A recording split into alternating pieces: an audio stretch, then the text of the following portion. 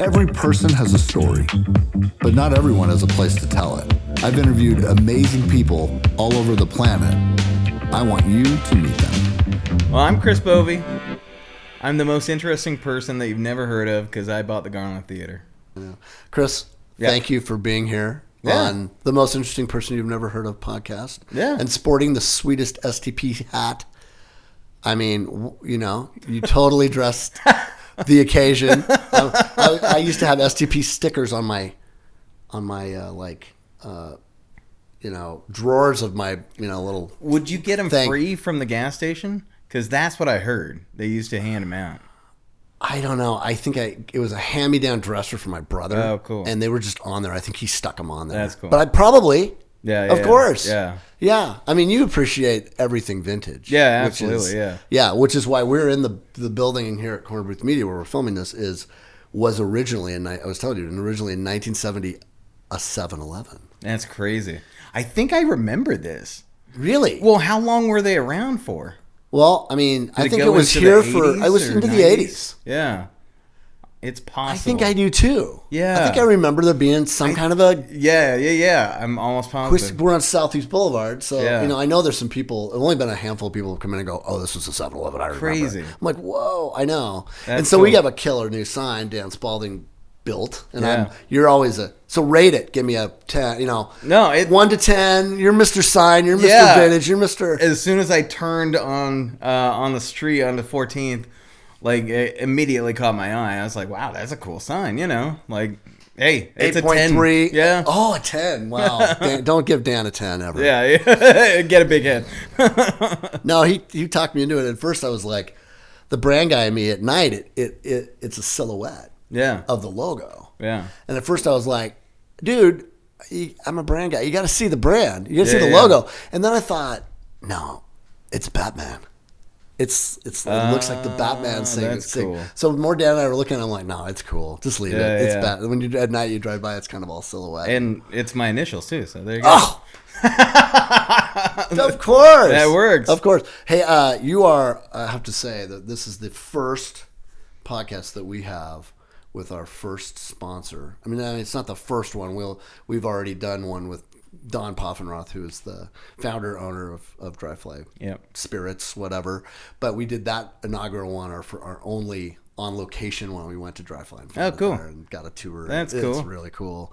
But you're the first one since that one that we've actually got a Dry Fly sponsorship. So well, there you go. Do you want? Can I pour you a little? Yeah, I mean, let's try it out. What are we drinking here? We're drinking this is the one. This was Don's favorite. This is the straight rye whiskey. You want ice? 5-year-old. I don't need any ice. Do you want ice? You want ice? I don't mind ice. Yeah, okay. We'll get some ice. What the hell? Oh, the guest first. Yeah, so, I mean, I haven't tried this. Cool. I'm usually an old-fashioned guy. Which is probably what we should have done. With it? Was make so it's probably like, don't drink it straight. Drink it as an old fashioned. We have everything. Zach used to be a bartender in Chicago, but I didn't get simple syrup. I screwed up that bad move. Damn. Anyway, yeah. How did you start with this whole kind of love? Thank you, bartender. Thanks, man. How did you start with this whole love of sort of Spokane stuff? You've got you came here, you didn't grow up here. I moved here when I was 9. Or are you from Australia? Yeah. You were born in Australia? Yeah. Dual citizen still. Still? Yeah. You're ready to take off at any minute. Yeah, right. You get your bags packed. Right. Like, how bad is it? I'm getting out of here. Right by the Great Barrier Reef on the East Coast. A little tiny town. And why the hell would you leave that for this? Mom. It's your mom's fault. Yeah. Yeah. Mom's from Spokane. She right she was a teacher. She came over to Australia to teach. No way. Met my dad, had my brother and I, elderly parents. We ended up coming back home. So no way. Yeah. So where did she grow up? She grew up here? Yeah. Okay, Spokane, then what high school? She went to Rogers. Yeah. See, that's the question in Yeah. Spokane, Yeah. right? What It high is. school? That's the main question. It is. I mean, that's what that bonds just us. Yeah. Instantly tells. Absolutely. Well, and you've probably know that from all the art you've done. Yeah, So absolutely. When you tell people what you do and how you describe what you do, what do you tell them? I say I'm in the nostalgia business. So. Okay. Yeah. Yeah, I've had the same challenge over my years, producing all kinds of stuff, and it's like now I'm a professional storyteller. Oh yeah, that works. Yeah. And you're telling stories. Yeah, you're telling that's stories. true. That is true.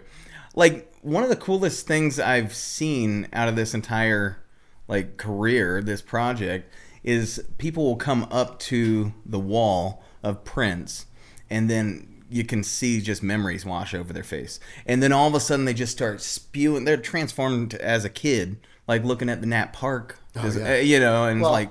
I wanted to share with this, so people can't see this, but on my wall, we might cut away to it or something, but this is afterwards take a look at this, but these are all original postcards. That's cool.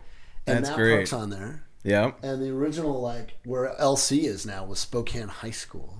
Oh, really? It's burned down, right? See, stuff like that we both have kind of an interest in this. Absolutely. World of what was it like before this? Because I never got to go to Nat Park because I was I just missed it. My brother did. He's 5 years older, and all my older brothers and sisters all remember Nat Park. Yeah. But I don't remember it. Yeah, it looked cool. It looked really cool. Yeah. And it looked kind of sketch too. Yeah. Well, towards the end, it wasn't that cool. When I was pretty crappy. Yeah. But when at its heyday, oh yeah, it was an amazing place. Oh yeah. Yeah. A lot of big names. Yeah. So how much have you researched all that stuff, or what got you interested in it? Like in historical stuff in general? Yeah, or just nostalgia. Nostalgia, yeah. I don't know. For some reason, man, it just kind of came out of high school, and I would always all the kids would go do their thing, and I would always hit up the antique stores for some reason. And my clothing and everything is dressed like a guy out of the 50s. I was just drawn to it for some reason. Is there a past life thing going on here? Were maybe. you like a 50s guy Maybe, that ended up coming back through? I don't know. I believe in that stuff personally. And you look at the cars, the architecture, stuff like that. They were cool. I mean, it had style to it. You know what I'm saying? I know exactly what you mean. Every car now is completely boring. Yeah. I'm like, you can have a Kia or another or a SUV, Porsche, and they're the same freaking car. Absolutely. I'm like, what happened? Yeah. It used to be they'd roll out. Chevy would have it stuff, and Ford, and it was secret, and nobody knew, and they were completely cool. Fins and aerodynamic and streamlined. It was cool. It was cool. Yeah. So you just always had a passion for that. Yeah, absolutely. I think and drawn to especially some of your postcards, when you get to see something that you didn't even know existed, you're like, oh my gosh, how cool is that? And so a lot of my stuff, I kind of cover. I tried to do some detective work and try to bring it back to life somehow. You know what I'm saying? And so even though it might be a parking lot now, it's now back then, it was this really cool Art Deco building or something like that. You know what I'm saying? Right. So it lives on. I totally do. Hey Zach, could you see if my phone is in the conference room or something? I'm trying to find it. I have a photo I want to show Chris. That's incredible. So my dad was an architect. Cool. Yeah, and he designed 800 buildings in this Wow. town. So, and all mid-century modern, that same kind of cool, sleek 60s, 50s, 60s. Yeah.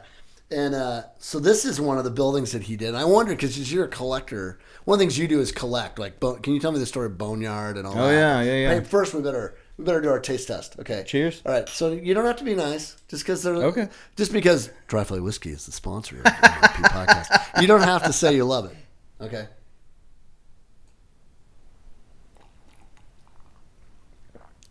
Yeah, no, it's great, man. Super good. No, it's good. Super good. Huh. Kind of here in Spokane. Oaky, yeah. Yeah, but really tasty. Yeah, it is. Drinkable. Yeah, really drinkable. It's great. Well, cheers, man. Yeah, Thanks cheers. for being the first Dry Fly taste tester. Yeah, thanks for having me. Absolutely. No, I wanted to show you this picture because this is exact. We'll show this. We'll drop this in so the viewers at home can see it. But that is a building my dad designed. No way! The Town and Country. Wow, no restaurant. way! Did you remember this? Yes, of course. On Trent? Dude. Yep. So do you have that sign? No. Can you find where it is? I wish, I'm on the hunt. man. That would be. Isn't that a badass sign? Oh, it's a great sign. Your dad designed this? Yeah. Wow. And the sign or I just the don't. building? Because it fits so well. I think he did. It fits so well. It is so him. So Jetsons 60s. Oh, that was his deal. gorgeous, man. Right? As soon as I yeah, it's really cool. when I was a kid and I moved here, Love that thing. my grandparents took me to Town and Country because they were out in the valley all the time. Yeah. So, yeah. So you know that I place. do. Yeah. The other one that I wish was still around was an incredible restaurant that I do remember going to a little bit. So it was on North Division. And my dad in the 60s, early 60s, up where Kmart, Lowe's is now. Okay. Which is kind of the middle of Division, way up there. But it was the end of town. Yeah. And there was an airstrip up there. Really? And my dad had a plane, and he was a pilot, and he would fly all over kind of the Northwest and design buildings in Missoula and Libby. And all kinds of places. In fact, that's how he died. He got mesothelioma from Libby, Montana, and because it was spread all over the town. He designed a bunch of buildings up there, so he'd fly in his little plane around. And, crazy. Yeah, and you would fly too? I never got to fly with him when I remember. This would have been late 50s, 60s. So I was born in 67. So I don't think he had the plane in the 70s. Yeah. But he, I've flown with him, but I don't think he didn't have a plane then. 8 kids. I mean, we just bankrupted the guy. Forget it. Yeah, there's no way in hell. After 7, 8 kids, there's no way. Yeah. But the early kids, they got to fly all the time. Yeah. Anyway, but there was a restaurant up there that was the coolest. It was kind of like the 60s Kit Kat Club, like the Rat Pack. Wow. It was called the Flamingo Restaurant. Really? And it was this big pink flamingo. And I always wanted to see what that looked like. And a big pink flamingo sign? It was a big sign, like it was big a neon? flamingo. Wow. Yeah, from what I know. I have to ask my older brothers and sisters. That's cool. I've never seen pictures. You never of this. remember the flamingo? No. Okay. So what is the Boneyard, and how's your connection to that? Because that leads me to that kind of question, right? These signs existed, and some of them you and your pals have collected, right? Some of them, I mean, not as much as I wish. Now I'm pissing you off. No, yeah, I know. It's like I've seen Town and Country and the flamingo, Pine Shed. Pine Shed. Oh my god! Most of these things just ended up in a scrap heap for some reason. No one wanted to keep them, but someone reached out to me with a Wolfie sign. And and I was like, okay, I don't know what I'm going to do with it, but I'll put it in my front yard, restore it, light it up at night, stuff like that. And my wife was on board with it. And then in your house? Yeah, in the front yard. Yeah. And so, how'd your neighbors think of that? I live on 10 acres. So you don't care. I see. Okay. Yeah. It's out in the country. Yeah. Okay. Gotcha. But then all of a sudden, one by one started coming to me. Like it just, people would reach out and like, hey, I hear you collect signs. I got this, and it just started happening that way. And then I probably have about 14 or 15 now, something like that. But somewhere along the way, I was like, this is history. It is history. This is important. And if no 100%. One does this, it's all going to end up in a scrap heap somewhere. That's right. And so... I was just having this conversation half an hour ago. Really? Sort of associated, but go ahead. Really? Yeah. Just the idea that we need to keep this. So absolutely. One of the podcasts people have been on, one of the things I love about this podcast is I get to meet people I've never met, Yeah. And you and I don't really know each other. I mean, I kind of, I bought stuff and I just admire everything you make and all that. But her name's Anna Harbine. Oh yeah. And you know Anna? The MAC. At the MAC. Yeah. Okay, so Nostalgia Archive. Yeah. She's the archivist for this region. Yep. And we filmed that Housing and Help series. I was like, I need to go back and find some old photos of what were the homeless back in the 50s, and this is not something that's just it's taken us 50 years to get to a place where we're the top 10 worst homeless populations in America today. Yeah. Well, that didn't happen overnight. It took a while. True. So I was doing research on how did we get here, and she's like finding all these cool old photos, and we're just, after a while, we're just like, why am I here? Oh, I'm not here to just look at all the cool old shots of Nat Park, Right. But she came on the podcast, and it's the longest podcast that I've had. It was like 2 hours long. Wow. I'm like, we just completely lost. Zach remembers. He's like, can I go home? Wow. But we totally lost track of time, but she's like, if you have stuff, you have to keep it. Yeah. I'm the keeper of 35 years of video content, crappy video commercials and good ones, and stuff for. I mean, I've been telling the story of SDCU for 20 years and things like that. I've just got all this footage. Well, now as I walked you through and showed you that a massive amount of 400 terabytes of footage that we have, it's like, what do you do with this now? Yeah. And there's part of, we were going through going, oh, we don't need to keep everything redundant. We'll keep one copy of stuff. But, hey, clients, you want your footage? Come get it. Yeah. But then I thought, well, I should really give that footage to them.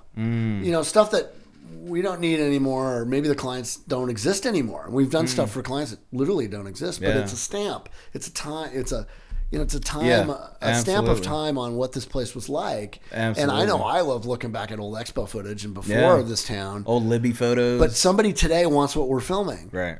50 years from now. Yeah, you're right. And I'm like, I better think before I just trash this stuff. So I was really just having a conversation with another guy who had some. He was a audio engineer, and he's got all kinds of stuff that we've done in the past. And he's like, I kept all that stuff. I go, well, don't give it to the Mac, man. Yeah. Because otherwise, you're a gatekeeper of that. I'm a gatekeeper. Yep. Nobody else is. No, that's it. And I don't see any. And that was part of the thing that started it. I don't see anyone like stepping up and like doing this type of thing. This sometimes you look around and it's you, Chris. Yeah, I guess so. And there's probably a lot of that you've gone through here. There's like a lot of emphasis on preserving buildings, like historic preservation, stuff like that. Not so much on the signs. Like signs just go left and right. Like that one that just closed, Dan's Barbershop on Monroe. Dan's is like that sign. I've been there. I went there. That was my dad's barbershop. Yeah. He went all the time. Yeah. And I would get great stories about him from the barbers. Yeah. That's I go get my haircut there and I'm like, this guy's like, I got some great stories about your dad. I'm like, that's funny. Really? Hey, that's cool. Let's go. Yeah, Give me some. Yeah, some I can't tell. But it would be a shame if that sign disappeared. You know what I'm saying? You got to get Dan's. What's going to happen to it? I don't know. All right, well, we're making a call right now. Yep. Get Chris Dan's Barbershop. Yep. I mean, you have to get those. And you should get a grant for this, man. There's probably money for it. There probably is. There probably is, honestly. Probably part of it for me, Frank, is like I don't really care if I get it. I just want it to be saved somewhere. Right. You know what I'm saying? I'm the same way. It's like I don't want to be the one who keeps all this. Yeah. I don't want it. Yeah. Yeah. That's why Anna's perfect. Get it to her. But for signs, like there's this place in Edmonton. Have you been to Edmonton? Never been to Edmonton. Okay. It's this public building. It's open. It's 24 hours, but they call it a museum. And they have neon signs that they've hung up on the outside of the building, and they light up every single night, and everybody gets to enjoy them in the city. Wow.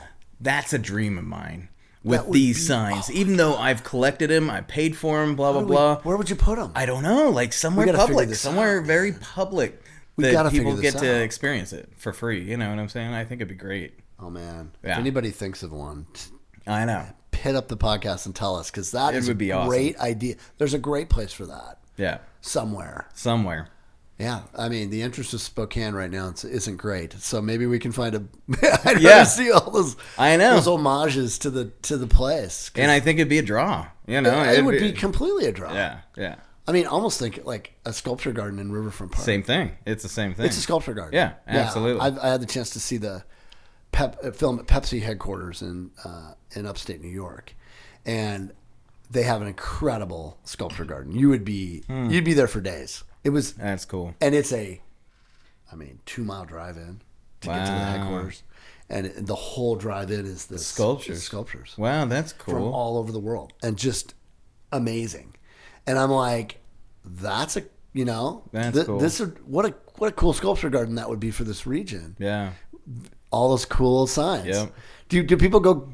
I mean, is your place? Can people go see the signs? No, we opened it up last fall to the public. It was a ticketed event. Yeah. Yeah, we got 500 people coming out to Medical Lake to check it out, just to look around and experience these. And we had music, and then I gave a history tour of every single sign. Wow. And it was people are reaching out to me and like, do it again.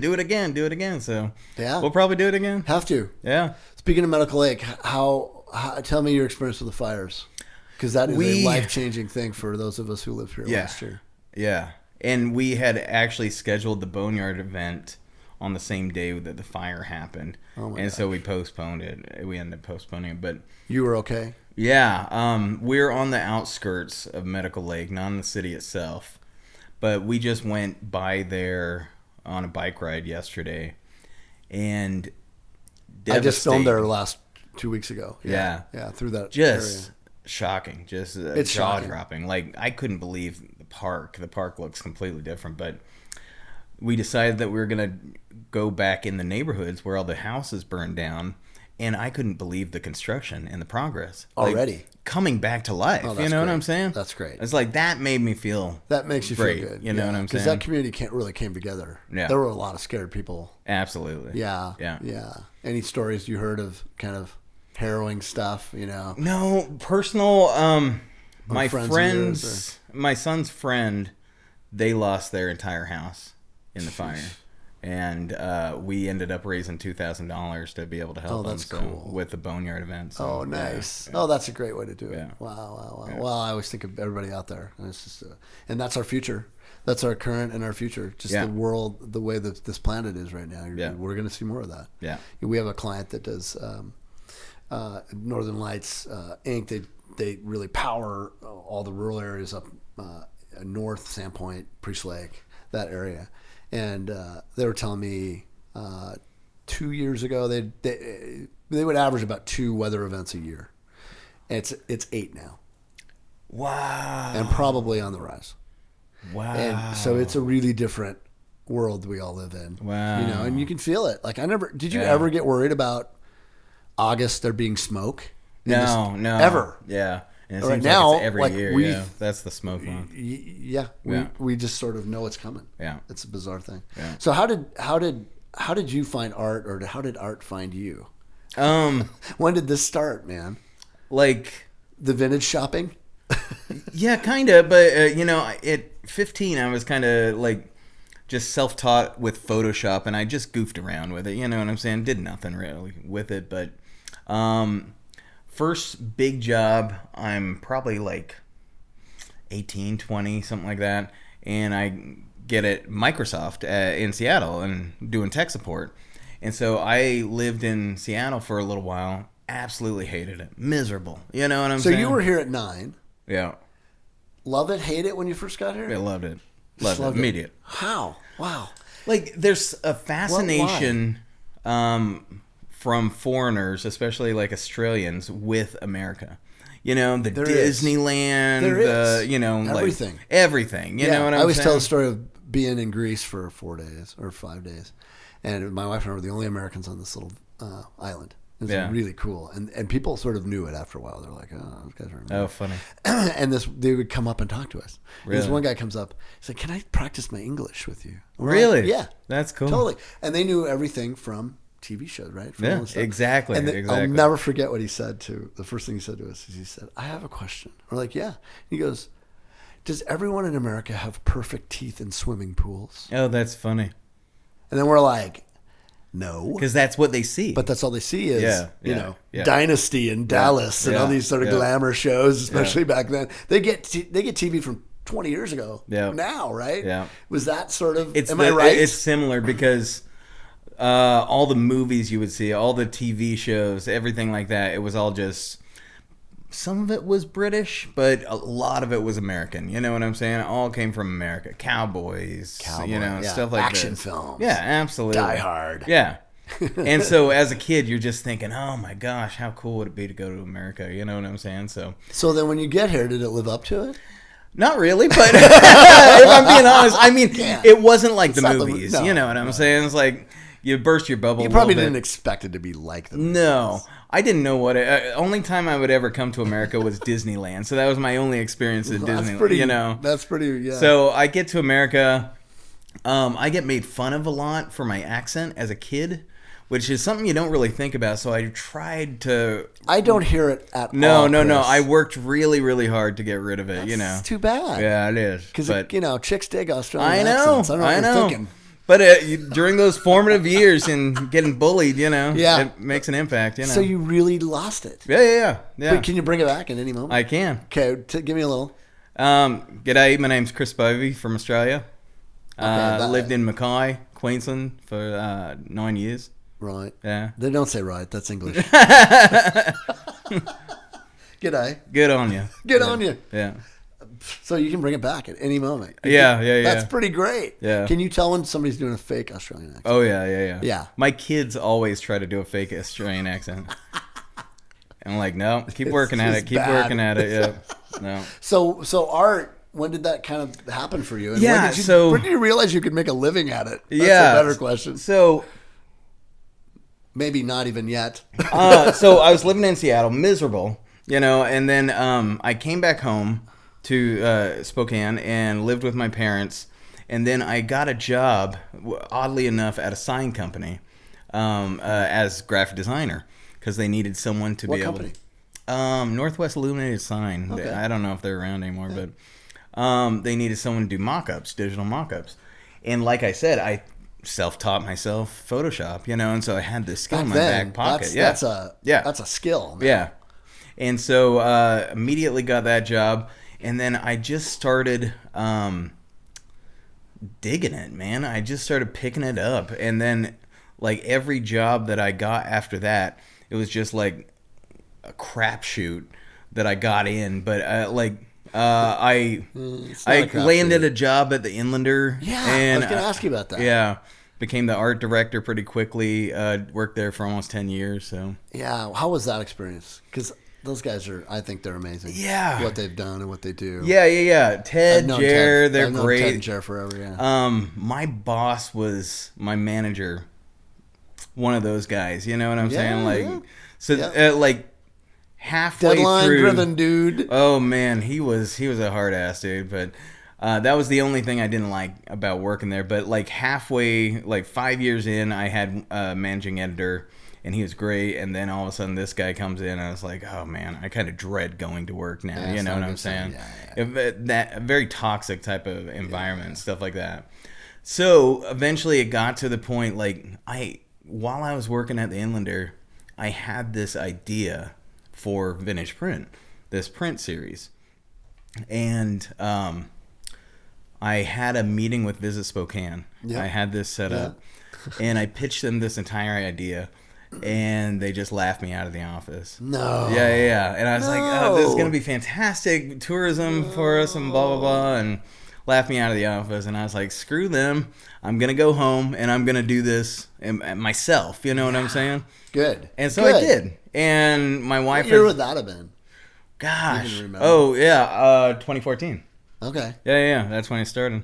Yeah. So we're 10 years old now. Well, congratulations. Yeah. That's a big deal. And so I'm printing Mount Spokane, like prints in the washroom, And my wife is like, "What are you doing?" I'm like, "I don't know." I honestly had no business plan, worked up or anything like that. Just making art, man. Yeah, and just making art. And so I screen print like a print. Yeah, I had all the equipment and everything. Right on.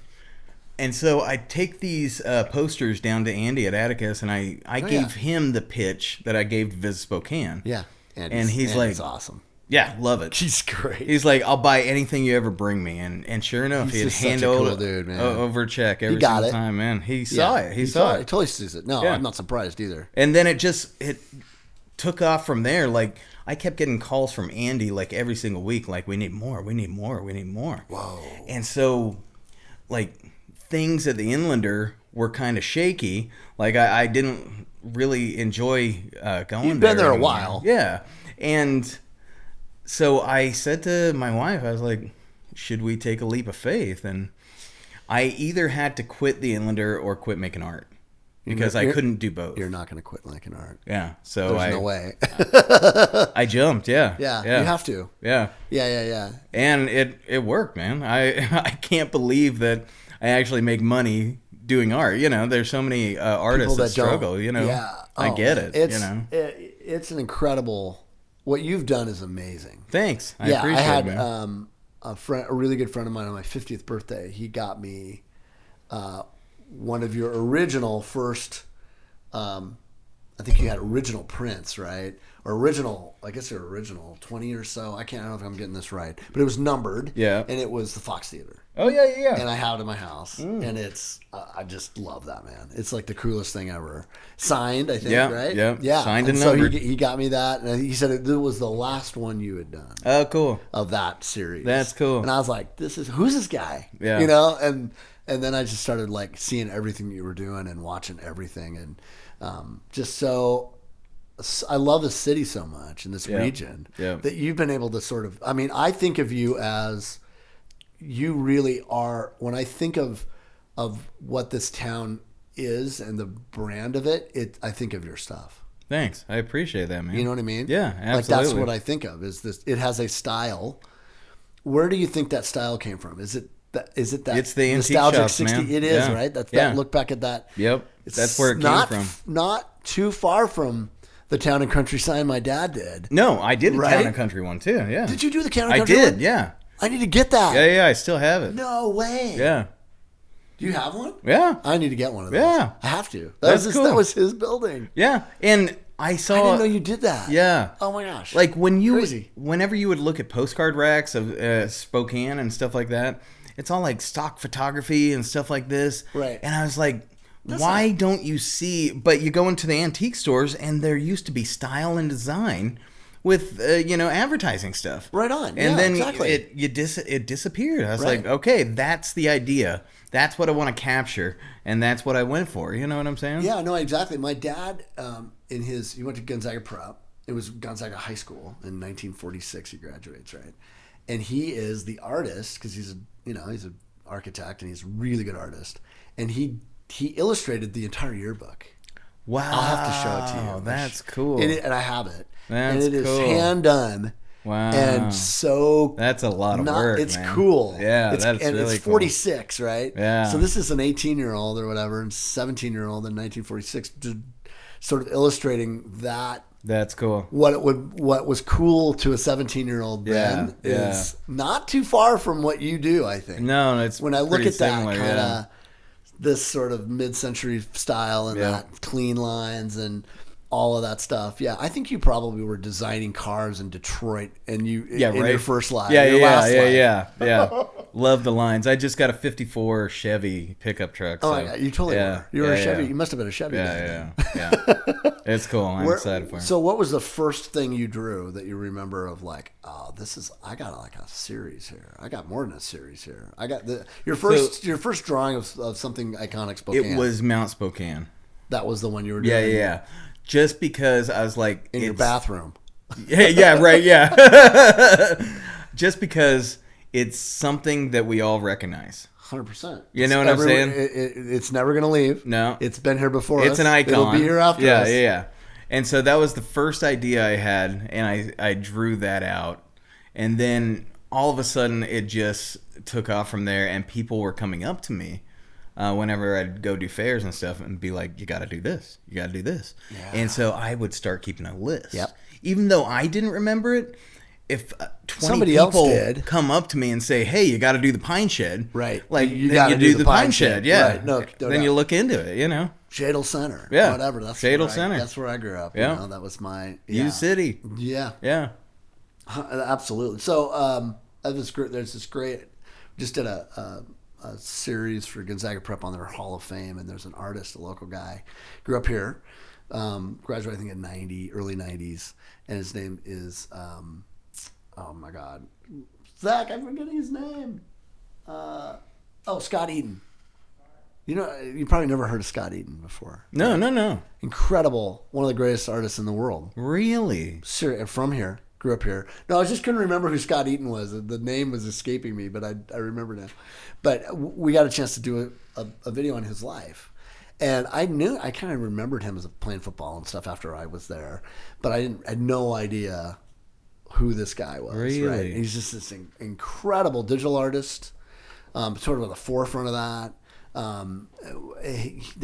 His mom brought us all his stuff that he had drawn as a kid, and one of the best sort of anatomy drawers in the world. He works every week with all the animators from Pixar and Sony. Wow. He teaches them. No shit. Yeah. That's and he's crazy. designed like Amy Winehouse sculpture of her in London. Wow. And like big, iconic That's stuff. crazy. All of his art last August played 3 minutes to midnight, took over all the screens in Times Square.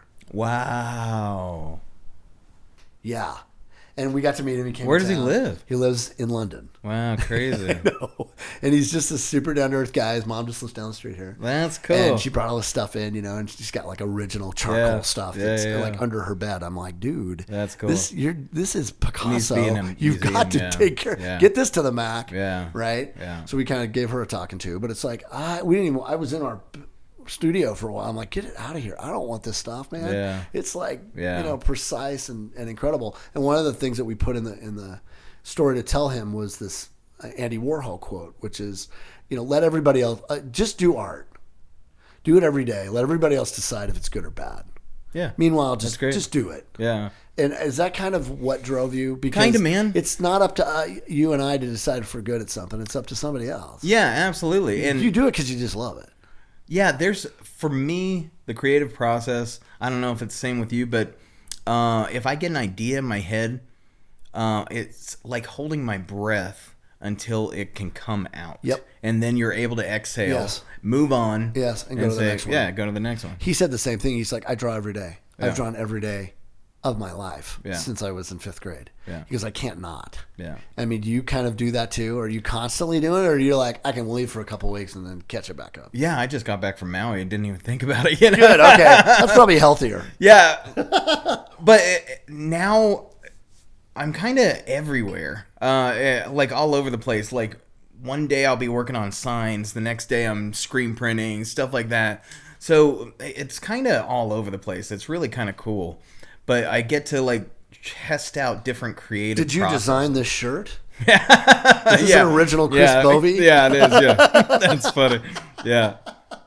No, I mean, it is, right? It's a paint shirt. No, yeah. Like, you can frame that. Yeah. So probably sell it. Somebody buy that thing. I got paint overalls and Oh, man. yeah. So now so you build this thing. I see you at the mall. I'm buying stuff for Christmas. I bought my wife her favorite shirt, Dempsey's Brass Rail, which she used to go to when she was in high school. Sneak over from Coeur d'Alene and dance all night long, right? And sneak in. I got that underage. sign too. You got the Dempsey sign? Yeah. It's on my property. No way. Yeah. I mean, there you go. Yeah. So, all of those sort of means something to somebody else, right? It's like, a song that I hear and you hear may be very different depending on where you were at the time, but they take you back to those places, right? Yeah, same thing. Yeah. Favorite one? Give me your top 5.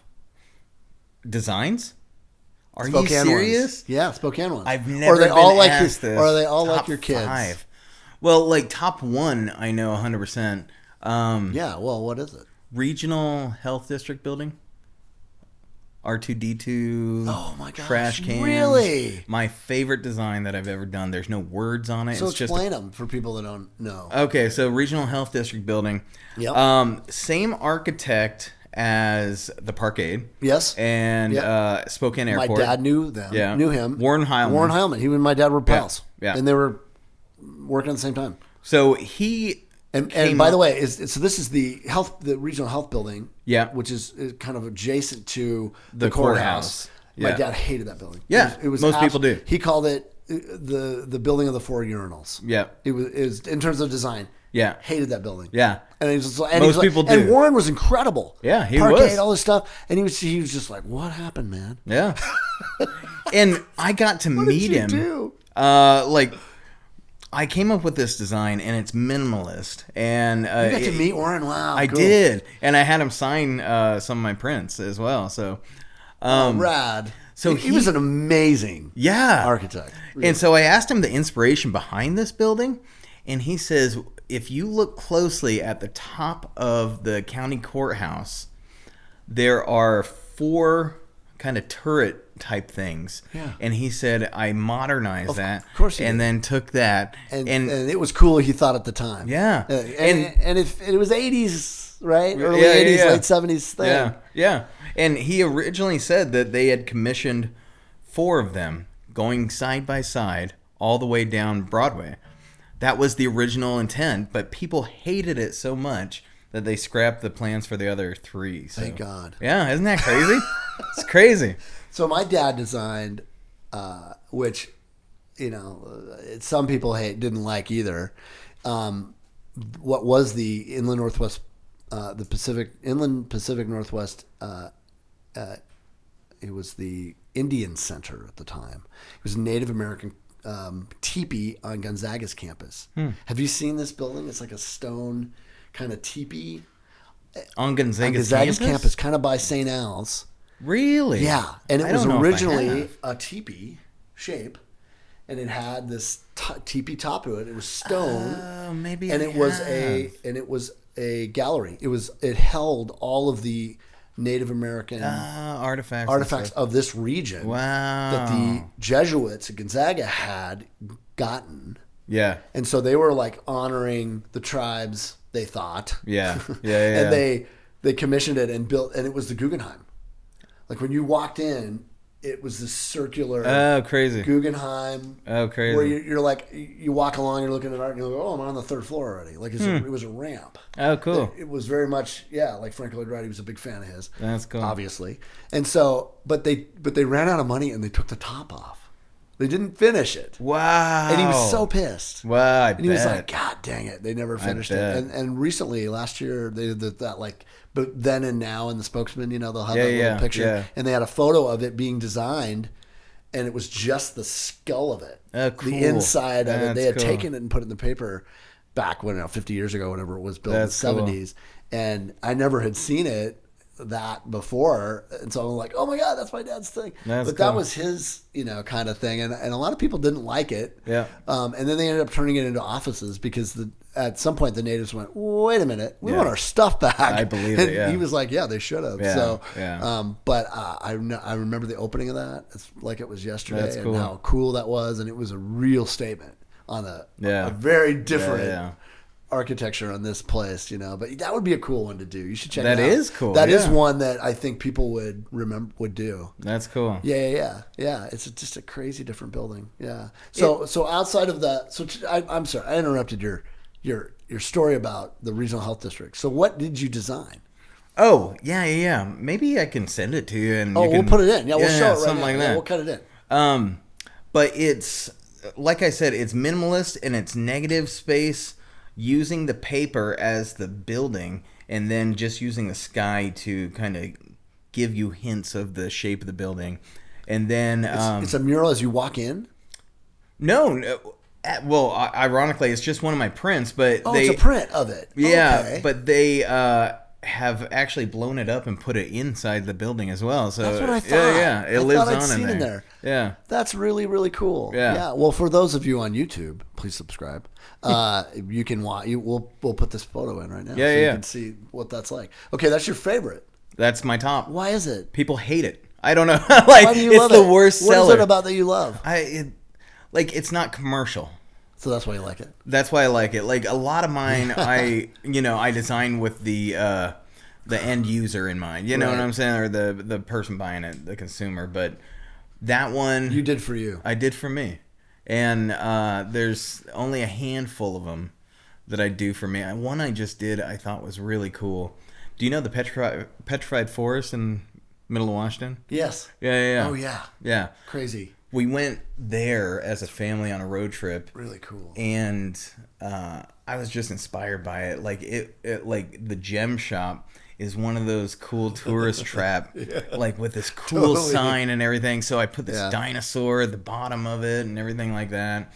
And I usually gauge what I'm going to print by how many likes it gets on Instagram. You know what I'm saying? If it's really low, I'll be like, scrap it. Maybe do it.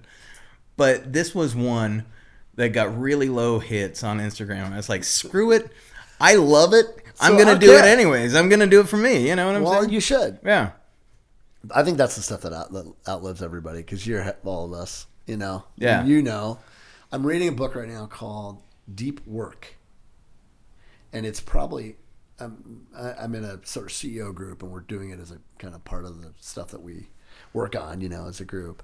And so everybody's, reading these chapters. And I am completely blown away by this book, and because it is all about the fact that we are distracted by so much stuff right now. everywhere. Phone, I'm like, Zach just took my phone, and I'm like, where's my phone? Like we're just distracted constantly. But the best work I've ever done is when I'm completely in deep work where nobody. I'm writing mostly, and nobody's bugging me. Yeah, and I can just focus on that stuff. And he has this great chapter about craftsmanship, and that word of. He sort of tells a story about this guy that has learned how to make ancient swords the way they did way back in the day. And so he'll take this molten lava, and he'll shape it, and he makes these precision things that a machine can't make. Yeah. Only a person could make. And the satisfaction he gets about the actual making of that and the doing of it, because he did it impeccably and it was really hard. Yeah. And the marriage and dance you have between the thing you're writing or the thing you're drawing, and that is being lost, kind of. Yeah. And that really what we're after is, I've always been like, when I asked you how do you describe yourself, what I'm becoming aware of is I'm really a craftsman on the stories that I tell or the videos I create or the content that I'm making. We don't let anything go out of here that isn't impeccable. Yeah. And I'm the only one sometimes that cares or knows. Even our clients wouldn't. Yeah, yeah. But I'm like, I can't let that out because it would bug me. Absolutely. If it's not, and I know something's great when the viewer of it doesn't realize it was made by anybody. Yeah. They're lost in it, and there's nothing that distracts you. And so I'm constantly working with these guys who are getting really good at this. But maybe 3 years ago weren't, as good. And it's that dance of, craftsman to apprentice, learning how to do this. Yeah. I don't know if you find that same thing because it's 35 years of doing it, and I get more joy out of it now than I ever have. Yeah. But mostly because you just do it a lot. Yeah. The more you do it, the more it becomes kind of sacred. Yeah, yeah. I would use that word. Yeah, absolutely. Word? They used that word, and I thought it is sacred. Sacred time to do it. Yeah. And getting lost in that is, what do you think of that? There's something, holy about it. You know what I'm saying? There is. Like the rise of AI right now and stuff like that, like...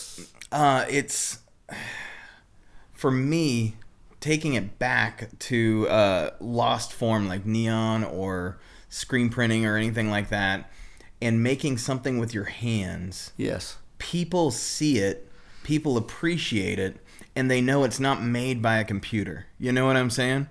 It's something... You can tell. You can tell. You can always tell. And I think you always will be able to. I think you will too, man. I think so too. Yeah. I think AI is just going to keep churning out junk. You know what I'm saying? Yep. But the guy who makes the sword, you can't get that anywhere else. You know what I'm saying? It's like a machine can't do it, you know? And the satisfaction of him doing it, he did it for him. Yeah, absolutely. And you're doing this for you. Yeah, absolutely. Right? And you hope along the way enough people like it.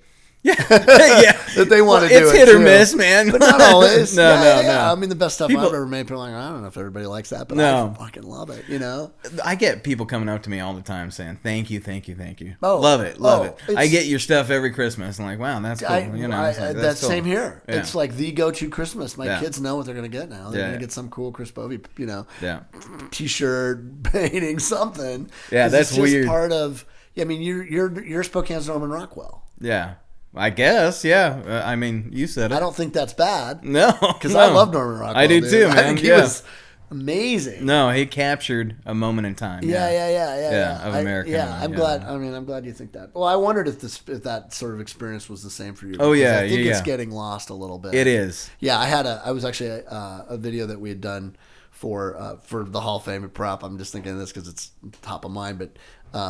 It was about the Tag brothers that Tag. Oh yeah. As we'll talk about movies here in a minute, but and Ted McGregor is sitting next to me. Oh, funny. And Mark Stylen, who had produced and wrote the movie, and all the guys that the movie was based on were friends of mine, a lot of them. And And so we're at, and I had to make this. They entered him into the Hall of Fame, which was awesome. The Oh, Tag funny. Brothers went Oh, on. funny. So I had to do this little 10-minute opus on these guys and That's have it cool. not be like everything else ever made. Yeah, yeah, yeah. 'Cause so much content had been made. Yeah, about yeah, it. yeah, I mean, yeah. they were on every show. Yeah. So I used pieces of that and all this stuff, and part of getting all of those done, I played with AI. I'm like, hey, I got to make like 7 of these videos. Let's just see what AI would do. Because I made 8 of them the year before. So I could give them, here's the script from last year. Mm-hmm. And here's the information, the bio of this person. Mm-hmm. Go AI and write me a script. I just wanted to see. And it wrote, and I'm like, the first, I don't know, paragraph, I'm like, this is crap. It's garbage. It's Yeah. garbage. Yeah. This is really, and I'm like, well, actually, that's not too bad. That's funny. I'm like, I mean, that did, yeah, and now I'm an editor, not a writer. Yeah. But I had to rewrite the opens and closes of everything. But there were parts of that I kind of kept. And you're I'm like, it's not bad. it's the information. Yeah. It's the Yeah. this is the career things that they did. Or whatever. Yeah. But the most of it, I used it as a starting point, which saved me. Mm-hmm. It saved me days. It saved me time anyway, hours that I could use that tool, and then just shape it so that it was Usable, usable. And so I'm sitting next to Ted, and there's a line in there that I put in on one of the things, and he leans over to me, and he goes, "That's a great line." And I go, "Okay, I wrote that." I didn't tell him, but I'm like, AI did not write that. That's I wrote funny. that, and I That's don't know funny. that AI would ever be able to write that. Yeah. That line. Yeah. So I still think you're right. I think that as much as this technology and tool is gonna change, it's changing everything we do already. It is going to change everything. Like Zach and I were talking about it, we get excited by it. Like it just means that we can make other stuff, but it still comes down to whatever you do and I do, that creative process is not going to change. No. I still got to tell a story. Yeah. However you tell it in whatever medium and whatever tools, it's no different. Yeah. And you're still got to draw this thing. You have to create this world. Yeah. That nothing else can create. No. I mean, have you tried to put Chris Bovey into AI and see what it would make? No, that's funny. Whoa. Someone out there do that. Please, somebody do that too. It kind of freaks me out even That's asking, funny. but Yeah. I wonder, it won't be as good. No. There's no way. And I don't think it'll ever be as good. No. Because it's not going to be okay. Other ones that people love. Maybe that aren't your favorites, but that people are like bestsellers. Bestsellers, like What do they just ask for? it depends on the year, but Manitou's always a winner. Oh, man. Clock Tower's always a winner. Really? Garbage Goat. Transcend the bullshit. Oh, yeah. I got permission did you know from Harold? the family. No. After he passed, the family reached out to me. And Did you ever meet him? No, Oh my God, you're kidding. never got to meet him. No way. Yeah. He and my dad were pals. 'Cause That's crazy. My dad would commission his art on a lot of his buildings. Wow. Because that was, Oh, yeah. you have to do that. Yeah. And so he did some, and I grew up at St. Charles Catholic Church. That's a great which is an place. amazing place to grow up. Yeah. Because going there, you just sort of take it for granted. But I entered the world in this place, really. Yeah. Baptized there. Yeah. And it was just part of my week every week of my Yeah. whole life, kind of growing up around this very odd, Yeah. different, Edward Scissorhandsy design church. It was like the stained glass was crazy. The wrought iron baptismal fount, amazing. That's cool. All the stained glass, all original Harold Blaze, the doors, Yeah. that whole building. It's a hyperbolic parabola, this weird looking bird. Incredible. I mean, just an amazing design. Have you done St. Charles? I have. Yeah. Oh my yeah. gosh, Yeah, I gotta yeah. get that one too. Yeah. Because it's just so, there's nothing like it, right? No. Yeah, and I remember Monsignor O'Connor, the old Monsignor, the priest there, he's the one who commissioned it. And he's the one who had the guts to do it. Wow, good and to for him. Harold. That's cool. And to say, no, I'm doing this. Good for And him. I mean, in the 60s, it was totally out there. Yeah. But fits in that same mid-century feel, That's great, right? man. Yeah, absolutely. Yeah, what do you think about that place? I love it. You've checked Absolutely it out? love it. Yeah. I was blown away. I didn't know that until I went there, and then I saw all of Belaze's stuff. I was like, it's everywhere. gallery. Yeah, it's cool. It's really cool. Incredibly cool. Yeah. Yeah, we used to sneak up on the roof and slide down. Did you? I never did.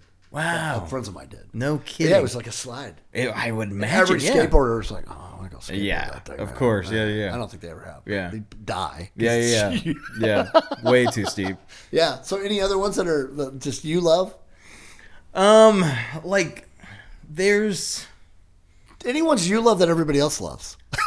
Because so far, the one I just did is called Welcome Home, and it says Spokane at the bottom. Oh yeah, the drive down Sunset. The drive down Sunset. I'd love to have that. Unlike anything else. You know, when you're coming back home, you're like, I'm home. You know, and that is very unique to this place. Yeah.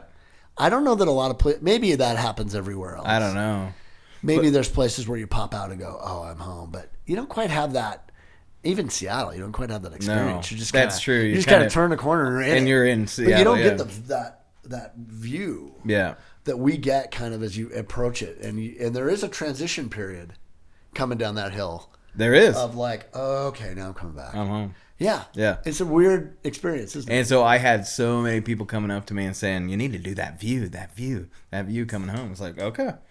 What a great big seller. What big seller. Okay. Yeah. So at some point you go, I'm going to get out of the mall. Or maybe you're still there, but... We go every Christmas, yeah. You go every Christmas? Yeah. But you built the building. Yeah, I did. So where is it? When did this happen? How did you take that leap of faith? That was a year and a half ago. Okay. We opened in September. In the Garland District? Garland District, 2 doors down from the theater.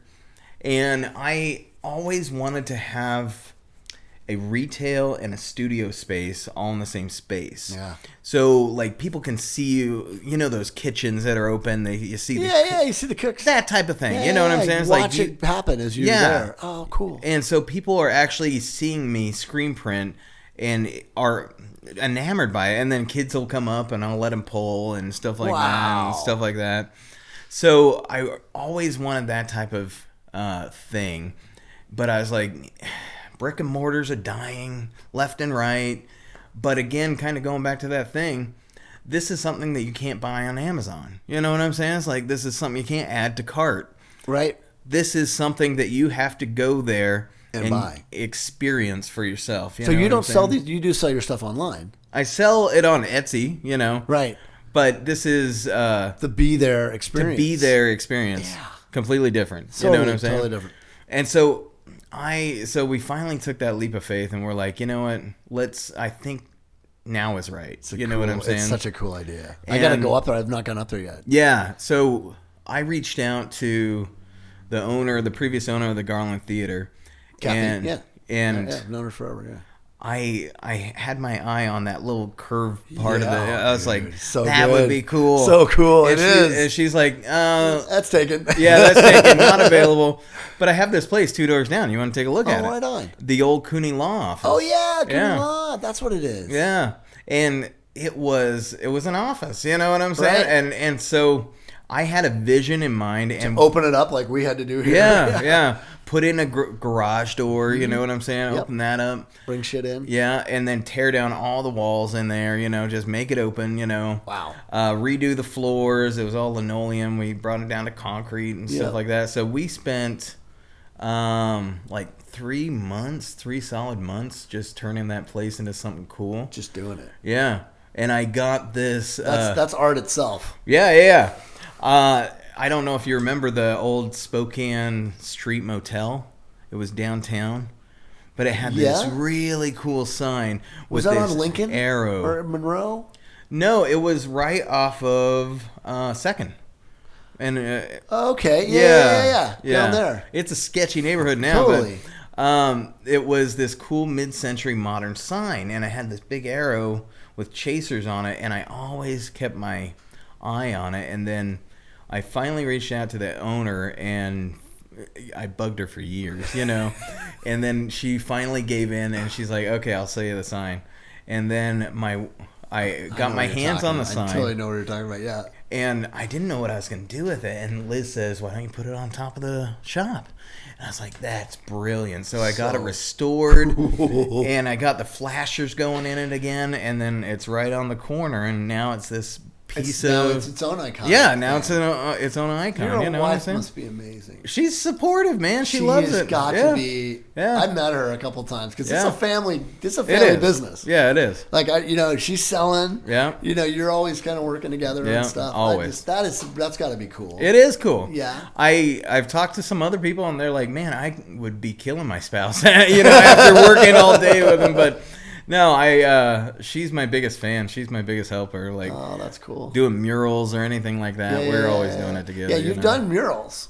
Lots. Yeah. Colville. Yeah, we Very just did cool. our 40th. Yeah. So how many murals and where do we see those? I've been thinking about putting a mural on the back of this building here. Oh, cool. You come up, there's a whole blank wall there. Oh, cool. Check it out when you leave. You'll be like, oh yeah. 7-Eleven. That would be badass. That's funny. That would be cool. Yeah. Working a little corner booth in there somewhere. Right. That's funny. Yeah, we just got done with our 40th, or 41st. 41 murals. Yeah. I have 41 podcasts. You're my 41st podcast. There you go. There we go. Synergy. Meant to be. So most of my stuff, like someone was saying, oh, you should do a mural tour and take people around. Most of my stuff is like inside of private businesses or inside of schools. Right. So I don't really think it'd work out. But like the Scoop downtown in Kendall Yards, I got one in there. Flat Stick Pub, I got a couple in there. Okay. Stuff like that. So Yeah. And I don't know. I just got. Is there one on the side of your building? Yeah, Spokane? I did that one. Yeah, That's cool. Yeah. I like that. I've seen that. Yeah, I just landed a job. I probably shouldn't say who it's with, but it's with a major company. Cool. And I'm doing a mural for them this summer. So. Congratulations. Are they here locally? I mean, they have a location here? They have a location here, okay. yeah. Okay. You're doing this somewhere? Or, Is it here? You're going to be doing it? Yeah. Very cool. I know. Wow. I mean, I'm not surprised. Again, it's got that you are the quintessential Spokane look. Yeah. And it took a guy from Australia. Yeah. Yeah, I know. To capture the spirit of this town. Yeah. And since I've started doing this, there's something about that, honestly. I've started to see this change and this shift in design around. Like, I've influenced part of it. 100%. You know what I'm saying? It's my stepson is a graphic design student at Eastern. He just started, 19, and he super loves it. He's really interested in it and kind of loving everything about it. I would love him to come check out your stuff and absolutely. But it's cool to watch. Like he's grown up with your stuff. Yeah, that's true. I mean, he's seen it. We have it in our house all over the place, and it's part of his. I'm very interested to see, like, that's how he sees, Yeah, that's true. Yeah, that's weird. Isn't it weird? Yeah. It's supposed to be weird for you. Because you're influencing people. You don't even realize you're doing it. No, especially next generation coming up. Yeah. That's cool. No, I think so. Cool. I think he's going to think your stuff. He loves your stuff. Well, that's great. That's fantastic. That's what you want. Right. You know what I'm saying? And then to know an actual person that you could meet did that. Yeah, absolutely. Like, that's where that mentorship thing comes in, and that kind of craftsman to apprentice thing is still super important, I think, for the stuff that we do. Yeah. I think it's super important. Although my kids want nothing to do with it. Really? Well, I didn't want anything to do with none of my 7 brothers and sisters, and I wanted anything to do with our dad's architecture. Yeah. And I was like, no. Yeah. We're not. None of us want to do that. You really wanted a kid to do it, and I'm like, I'm not doing that. And then at some point, like maybe 10 years ago, 15 years ago, he was still alive, and I was talking to him, and I'm like, I kind of do exactly what you do. Oh, funny. I take something out of nothing. Yeah. I deal with art and commerce. Yeah. I have to, you start with a blank page. Yeah. You're designing something that is actually stands here after you. Yeah. That is built and crafted, and I'm like kind of a legacy, kind of the same experience of clients having to deal with them, and how do you balance that art and commerce thing? Because you gotta eat and you gotta make stuff. It's tough, like especially clients. I have so many clients coming in the door, banging down my door now. Is that a new experience for you? It is. Yeah, see, that's not for me. Yeah. I've been dealing with clients for 35 years. Yeah, I bet. So what do you want to know? Yeah. Like, there's definitely a balance there between expressing yourself, but communicating what they want. That's you know right. what I'm saying? That's right. It's like, hey, Harold Blaze did it. Yeah, absolutely. And I don't think his art suffered. No. But, it's kind of cool still that you're still able to flex that creative muscle and put your style, your twist on their product. You know what I'm saying? I think it makes it more fun. Yeah. Because you are working inside of parameters. Right? Absolutely. But that's okay. Yeah. Because it makes the puzzle more fun for me. You have to get more creative. Is that what you're saying? Yeah, I think you do. Yeah. It forces you to. Well, yeah, you know because you've got a set of things you have to play inside of. Yeah, absolutely. You can't just go make whatever. Right. You have some things, and I think it's more fun to do that. Now, clients, this will be. You have a couple of things you can use on your clients that I've used on my clients all the time. I've done this. At some point they come to me, and I've had a few that sort of know what they think they could do what I do, because everybody thinks they can do what I do. Probably a lot of people think they can do what you do. Yeah. If they can draw, but I'm like, why are you coming here? Like, why don't you just do it? Yeah, that's good. It's a real question. That's good. And I'm not being a jerk. Well, I can't quite do what you're because they know their limits. So then, I can't really help you unless I can do it. I've done this a super long time. So I always tell clients, I've done this a really long time, but I don't know your business like you know it. Yeah. I'm learning it, and I do a lot of work ahead of time to know who they are and what they're trying to accomplish. Yeah. But I don't know everything, but I do know this. I've been doing this a really long time, and I know what I'm doing. Yeah. And I will tell you what I think once, and after that, I'll drive the cab off the cliff if you want me to. You pay me whatever, I'll drive it as long as you want. Honestly, what you got. This is your thing. Yeah. But you've hired me because I know what I'm doing, and I'm really good at it. And you have a skill set. Yeah. And I've never had anybody go, yeah, I'm going to just change it all. Everybody goes, no. I am hiring you because you know what you're doing and how to do this. And I think that's true. Like, they cannot do what you do. Yeah, that is true. And you're going to do your best, but you know what you're doing. Yeah. And your goal is to make them great. Yeah, absolutely. So that's worked really well for me. As I've honestly said, I'm going to tell you what I think once, and after that, I'll do whatever you tell me to. And it takes a lot of pressure off you creatively because, hey, I'll pay the bills. Yeah. But no one has ever, in 30 years of saying that, wow, that's cool, taken me up on it. Yeah. Because they're like, no, actually, yeah, you're right. I don't really know what you do. Yeah. I have to trust that you do what you do. So if you ever get that kind of pushback, use it. That's good. It's really true. Yeah, that's good. Right? I love it. You don't need, and I'm like, how do you know that? When people are like, oh, I really need this video. I want you to hire you to do this video. And I'm like, are you sure you need a video? How do you know? Like, why do you think that? Because I can't really tell that great story unless I know that you really need it. Yeah. And what is it? And I don't need to know that you need it. I need to know why you think it's good. What are you trying to accomplish? Yeah. And once you know what they're trying to accomplish, then it frees up all this stuff. Like, oh, okay, cool. I can do that stuff. Yours is probably a little bit different. Our parameters are different. No, it's similar. Still, it's similar, right? You're getting that request. I mean, you've got to work inside of those things, and oftentimes it's like they didn't. Sometimes they don't need it. Yeah. And I'm like, I just saved you and me a bunch of time. Sure. And money, because I don't want to give you something that you don't really need. No. Or don't want. Yeah. Or don't want. Yeah. Are they just doing it because they want a Chris Bovey, or are they really doing something because you can bring something to it that no one else can? Right. And the more I tell my team all the time, you have no idea who I'm keeping you from. There's clients I won't work with. Yeah. Because I just don't think we can help them. Yeah. I can't really do the thing that I'm good at and that they need. Yeah. So I don't know if any of that's resonating. It is on the commercial client side. No, it definitely is. And I love my clients. I mean, I love them. I do. Yeah. I they become friends, and I just so root for wanting their thing to succeed. It's just awesome. I've just had trouble with some of the clients that don't know what they want going into it. And they say, whenever I hear the words, I don't know what I want, but I'll know when I see it. Oh. I'm like, dangerous. that is just never-ending changes. It's never-ending. It's never-ending changes. Yeah. Then maybe that's not the one. That's not the one. You might have to say no. Yeah. Maybe you found your space where it's like, I can't help you. Yeah. I can tell you what I think, and this is how I'm going to do it. Right. But I can't really, if this isn't working for you, yeah. If what I do the first time you don't see, it's probably never going to work. That's what I was thinking, yeah. So maybe you figure out that's how you do it. Maybe. I think that's a good way to go. Yeah, I don't know. Too. No, I think so too, Take it, I don't know. I'm not, I don't know what you do, but the process of that is, so speaking of this, screen printing. All right.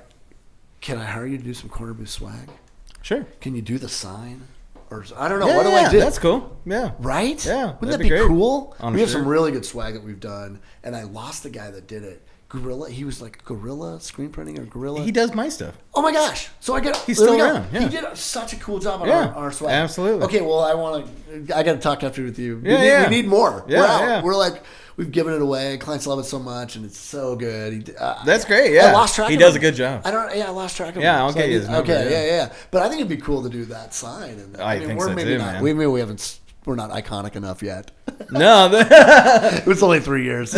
You only work in things that are 60 years or older. no, that's not true. No, whenever I get a new client, they've only been around for a few years. I make them look old. You know what I'm saying? Yeah. you Well, know. that looks old anyway. Yeah. Dan did such a cool job with that. Yeah. There's been some people, But it's that, now like people are really noticing this. I mean, we had 7,000 cars by here. Yeah, I believe. So they're it. like, "Hey, I saw your thing, and I see your name." That's cool. Yeah. There's been people in the past that have approached me and wanting a Chris Bovey design and thinking it's going to get them on the wall, like one of their businesses. On your wall. You know what I'm saying? So your wall. Tell me about the wall. Yeah. So I've always like ever since Atticus, they've put him on a wall, like, or whenever I go out and be at a fair or something, I'd hang him on the side of my van. Yeah. You know what I'm saying? And now at my shop, I have, this big magnetic wall, and they just go up there. But there's something pure about what goes on my wall that you can't buy your way onto my wall. Right. You know qualify? what I'm saying? Yes. Yeah. Oh, I know exactly what you're saying. Yeah. We used to do, forever. We did the STCU commercials, right? Yeah. And campaign and kind of help build that. And we used to joke with the team inside. They would after the first time we did it, there were like 3 people that we found, and they were like, okay, we'll do it. And then all of a sudden it got crazy exposure. Yeah. And so then literally the second year, people were like, can we be in your commercial? Can I be in your commercial? Because they knew what it would do. Yeah. It would boost their business. Yeah. It would whatever. Exposure, right. And yeah. and we would always joke kind of internally. It was like the one surefire way you're never going to get into an STC ad is by asking. Yeah. That's And I don't funny. think anybody that ever got put in was ever like, hey, we want to be in it, Yeah. And same thing. Yeah, It's it's thing. got to be pure, right? Yeah. It's got to be real, or it Has isn't to going to be. be authentic. I was like, I'll make your design. You can tell I'll if something do your bought print. it. Yeah, but I'm putting you on the wall. No. dude. No. No, unless you love it. Yeah. Which has never really happened. See, you know what I'm probably saying? wouldn't. Yeah, I know. I It's totally like don't think it didn't would. come from my heart or from my creative experience. It came from you, Right, which right, is totally fine. I'll Yeah, work for I it. don't You know. Then I don't know if I want it. Yeah. Because if you don't love it, then I'm just defeating my own purpose. No, that's something really honest about that. Like, Yeah. you're not gonna put something up there unless it's something that you care about. Yep. And I Oh. stand behind it. Yeah, if you stand behind. Yeah. Yeah. So how's business? Is it getting better? So- is it fine? Is it dropped? Is it what? It's so interesting to me because you're probably still cranking out stuff. Yeah. It's interesting, man. Like we haven't talked about the theater. I know. That's where I'm going. And business is connected with the theater, Interesting. which is something I've come to learn. Like, Wow. and it is so in sync with each other. Really? Yeah, it's Foot stunning. traffic. It's foot traffic, but that's the heart and soul of that neighborhood. It is. It's the anchor. Yep. It is. So business was going fine, and then the theater closed down in January, Right. and then all of a sudden, ghost town. Yeah. And I said to Liz, like, boy, this is really strange. There's no one around. The Garland Theater is closed. And she said, the Garland Theater's closed. And it's That's that's what a did it. light out in this town. Yeah. And so we reopened March 1st. I know. And so I I just so had, wanted to go. I really wanted to go. I just couldn't had this do it. prediction. I was like, I bet business is going to kick up in March as soon as the theater's open. Hell yeah, it will. Sure enough, Of course, man. man. They all came back. All the You families guys did a came great back. job of promoting that too. Online. Thanks, It was man. really cool. Thanks. Yeah. I wanted to ask you about that, but like the thing about the Garland Theater, it is such a part of this town. Yeah. It's such an iconic thing, and I honestly think I have 2 of my earliest memories of my life. I grew up in the Shadle area, so Wellesley and C Street. Like I was right, Shadle Center, that whole thing in the 70s. And I remember my earliest memory, the 2 earliest memories I have were at Sasheen Lake I'm told like in the shop or where, like the store. Okay. Watching the moon launch in 1969. I was 2. Wow. And I remember that green TV and the dark wood panel. I can see it right now. Wow. A flash of that memory. Yeah. And walking up the tunnel of the Garland Theater. Into the auditorium? Into the theater. Yeah. Walking up that ramp. Yeah. And the smell. Yeah. And the feel of that.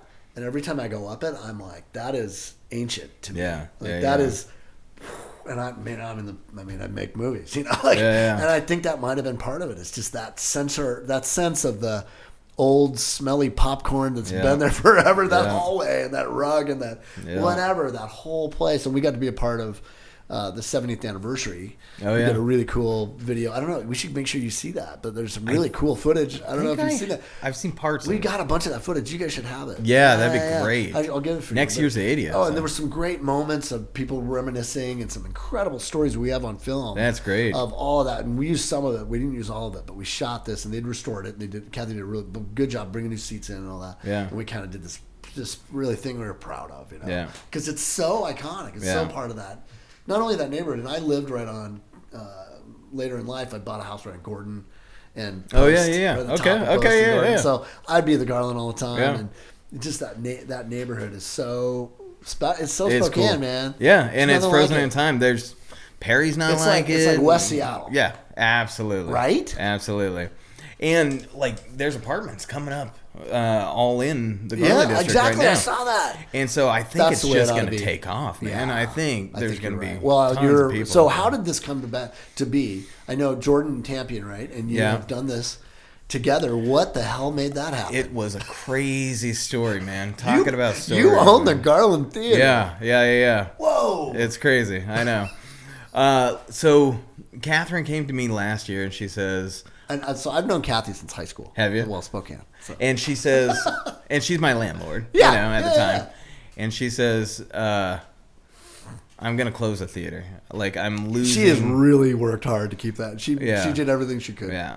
I'm losing $20,000 a month. Keeping the lights on. You know what I'm saying? And I felt her pain. I was like, there is something I have to be able to do because I don't want to see this thing close. You know what I'm saying? It's like, totally. It's crazy. And so I just... I said, can I put together a video? And she's like, go for it. And I'll put a GoFundMe with it. And a couple years earlier, I put out a call because the Ming-Hua sign fell over. Oh, dude. I got that back up. That was you that did that. Yeah, I raised $15,000 in 2 weeks to be able to do it. That's one of your greats, by the way. I love the Ming-Hua. Yeah. I mean, your prints. Yeah. Your print is incredible. And so I just put it out there. I didn't know what I was going to say, but I wanted to record a video that just spoke from the heart on why this thing is important to me. You know what I'm saying? Yeah. And I had my son, we filmed it, and he put in all these funny clips and everything like that. Came out fantastic, and it just kind of went viral. Like, I've never been viral before, but people were coming up to me and like, wow. This one guy was drunk in a bar. He's like, you're that motherfucker that's always on. I'm seeing you everywhere. I'm like, yeah, it's crazy. I remember seeing it. Yeah. For sure. Yeah. And we raised almost $50,000 in a month. You know what I'm saying? No way. I didn't know that. I didn't know what I was going to do with this. Like, if I just was going to give it to Catherine to keep things going for a little while or what. But she approached us and she's like, do you want to own the Garland Theater? And that money would be a good start, you know, and be something in your pocket. A down and whatever. And I was talking to my wife and we're like, oh my gosh, we have our hands full with family and vintage. But you got a business down the street that you know is going to get better. Yeah. This Absolutely. active. That's what's going through my head. But I'm like, decision. Can I really take on something else? You know, like something this big. Yeah.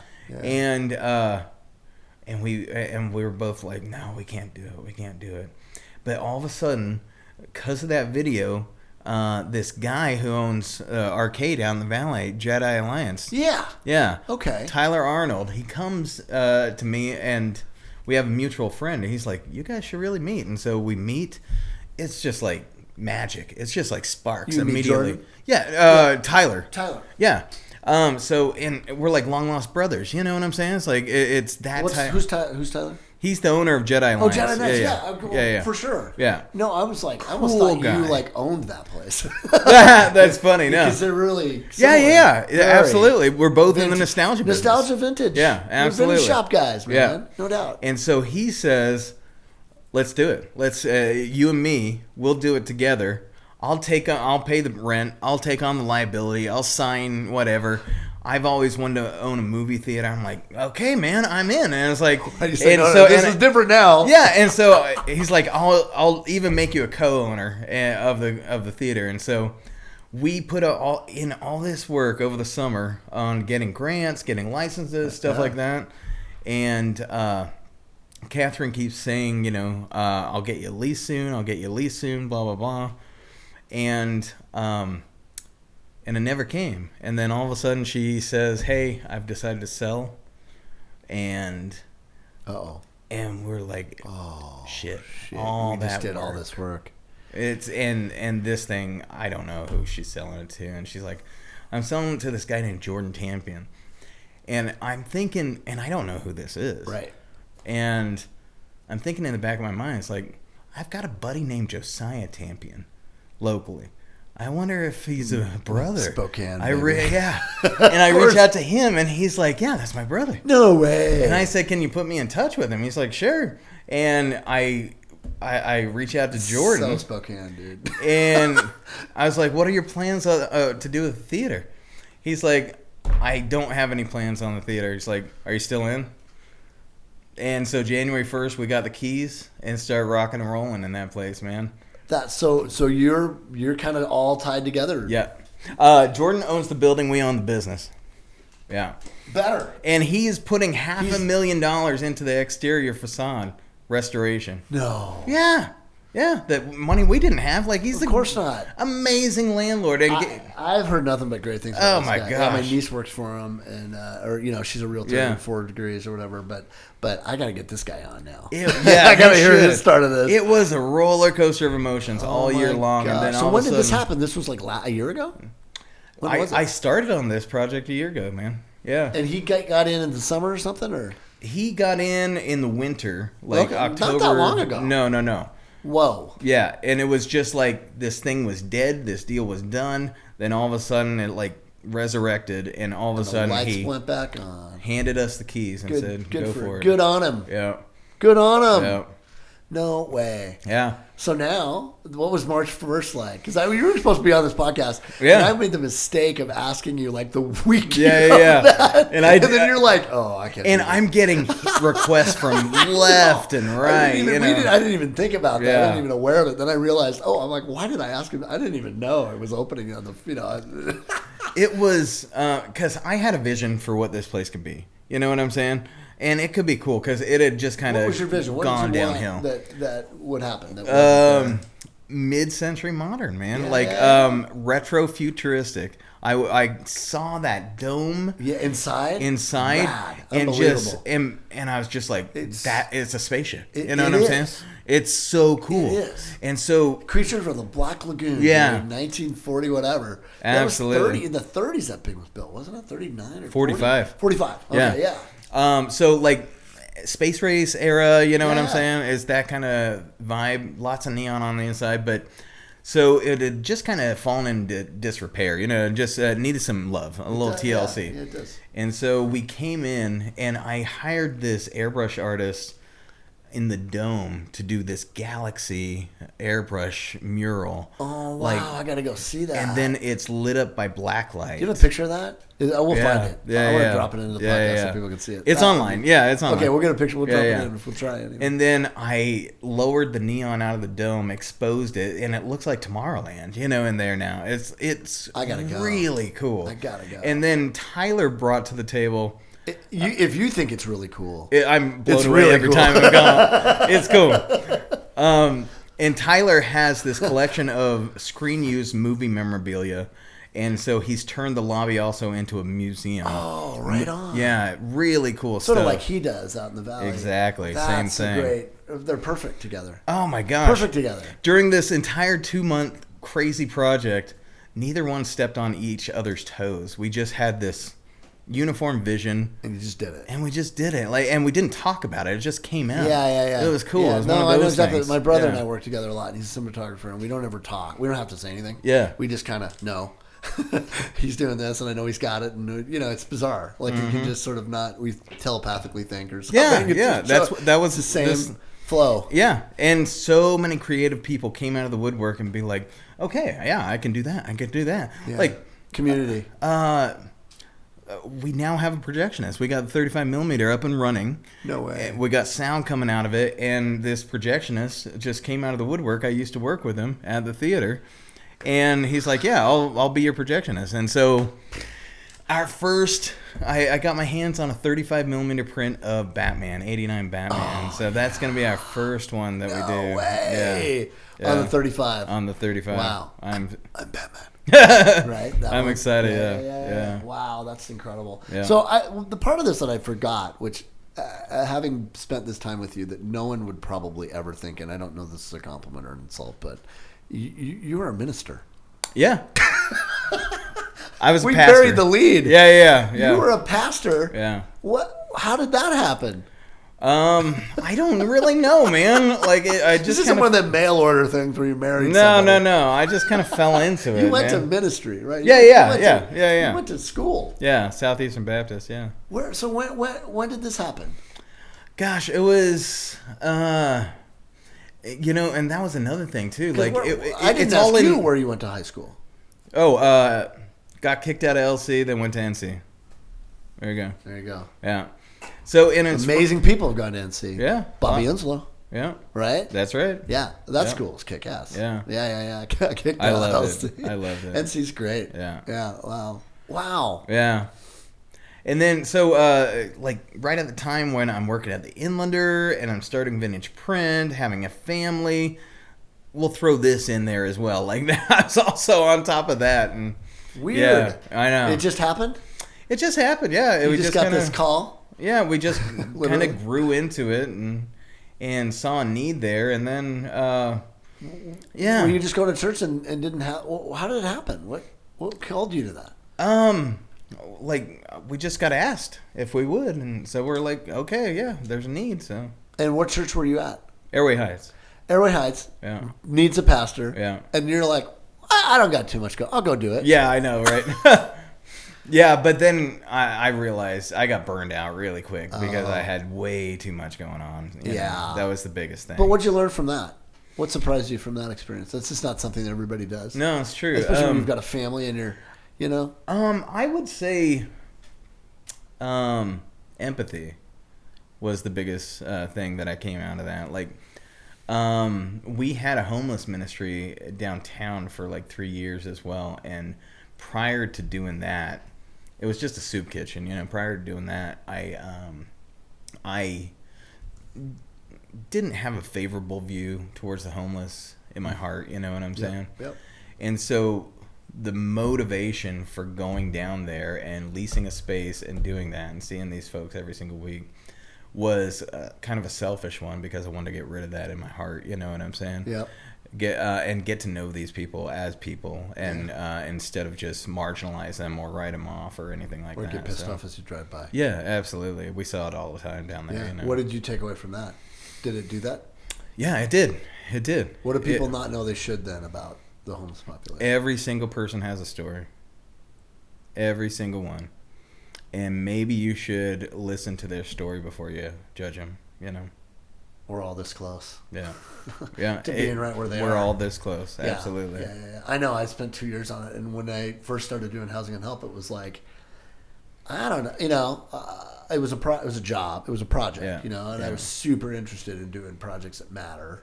I want to do stuff that helps the community and that is important and moves people, for the right reasons. Yeah.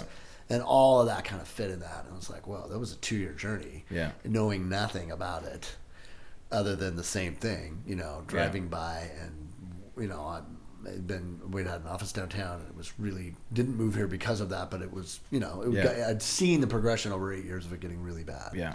and getting worse and worse, and not really a lot of help and not a lot of coordinated, nobody talking to each No. other, nothing, and then to spend 2 years in that series, writing it and learning about it and going to Houston to find out how they've done a really good job with it and we aren't, and what it takes to do it, and just learning the whole thing. And no matter what you think, no matter where you are, no matter whether these people are not people to you, Yeah. or whether they are, Yeah.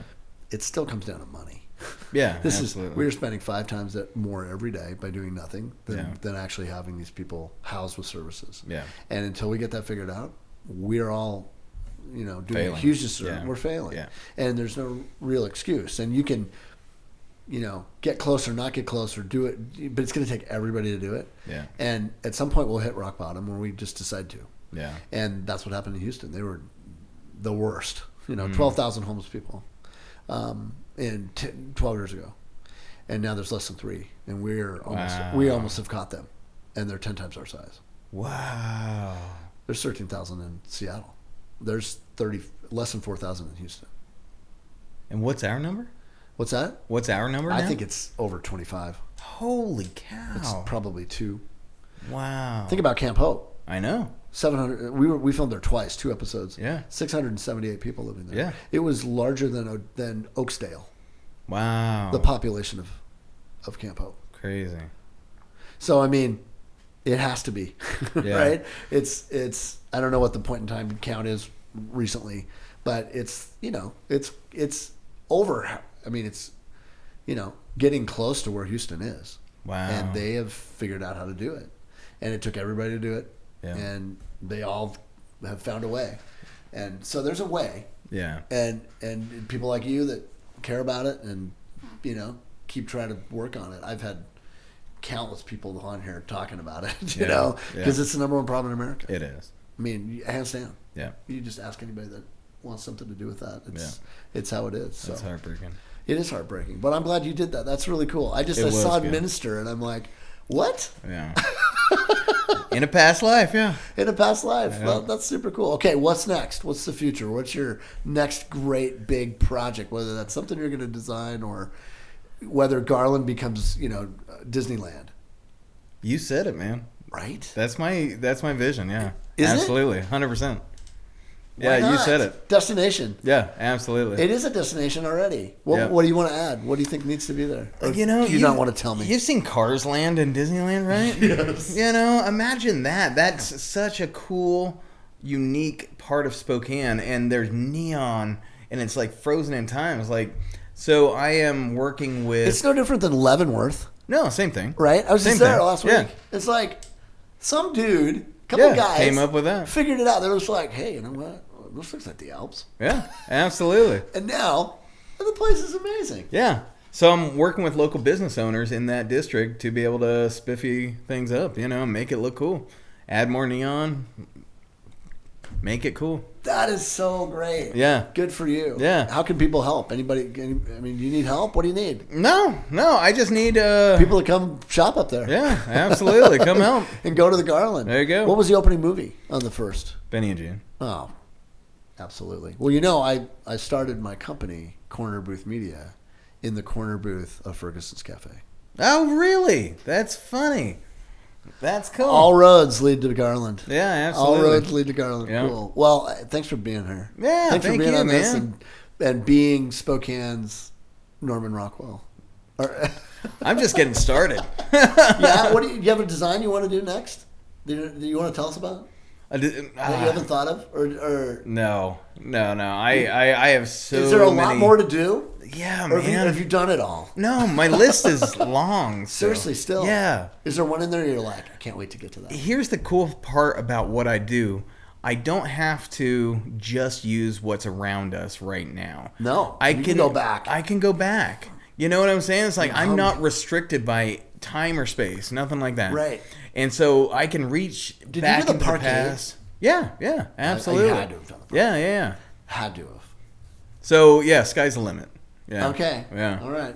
Well, thanks for being here. Yeah. Cheers, and thanks for being our first Dry Fly Whiskey Taste Tester. Thanks, man. MIP Podcast was filmed at the studio of Corner Booth Media. Please sure to like, subscribe, and follow us on social media.